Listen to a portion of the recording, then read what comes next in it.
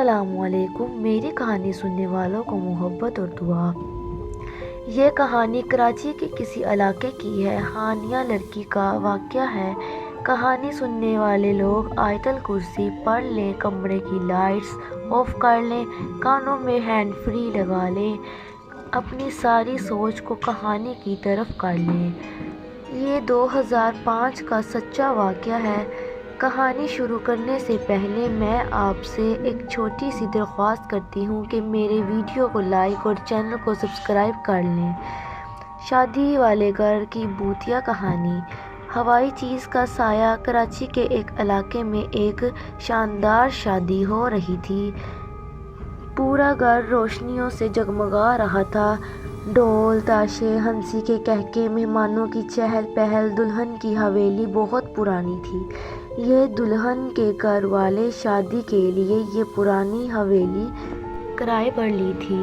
اس حویلی میں ایک ایسا کمرہ تھا جو اسٹور کہلاتا تھا۔ یہ اسٹور ہمیشہ بند رہا تھا۔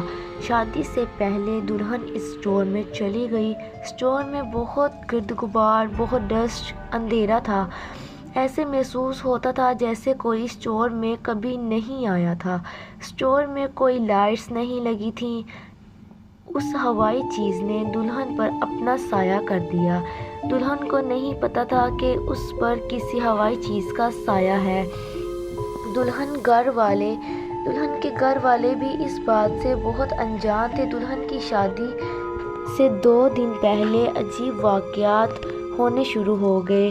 ڈرونی شکل کی ہوائی چیز کبھی چھت پر اور کبھی صحن اور کبھی دروازے کے قریب دلہن کو دکھائی دیتی تھی۔ دلہن اس بات سے انجان تھی۔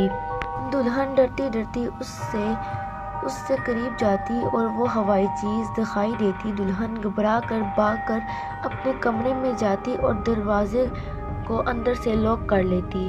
دلہن کے گھر والے شادی کی شاپنگ کے لیے مارکیٹ گئے ہوئے تھے۔ شادی کی شاپنگ دھوم دھام سے چل رہی تھی۔ جب دلہن کے گھر والے شاپنگ سے واپس آئے، دلہن نے گھر والوں کو ڈرتے ہوئے سارا ماجرا سنایا۔ سب نے یہ سوچ کر ٹال دیا کہ شاید بچی کا وہم ہے۔ آخرکار شادی کا دن آ ہی گیا۔ دلہن سجی سنوری شیشے کے آگے بیٹھی خود کو دیکھ رہی تھی کہ اچانک ہوائی چیز دلہن کے پاس آ کر کھڑی ہو گئی اور صرف دلہن کو نظر آ رہی تھی۔ دلہن نے زور سے چیخ ماری اور بے ہوش ہو گئی۔ گھر والوں نے چیخ کی آواز سنی تو وہ بھاگ کر دلہن کے پاس آئے۔ انہوں نے دیکھا کہ ان کی بیٹی بے ہوش ہے اور اس کے ہاتھ پاؤں مڑے ہوئے اور آنکھیں سرخ لال اور اوپر کی طرف ہیں۔ تو دلہن کا بڑا بھائی بھاگ کر دم والے بابا جی کو بلا کر لایا۔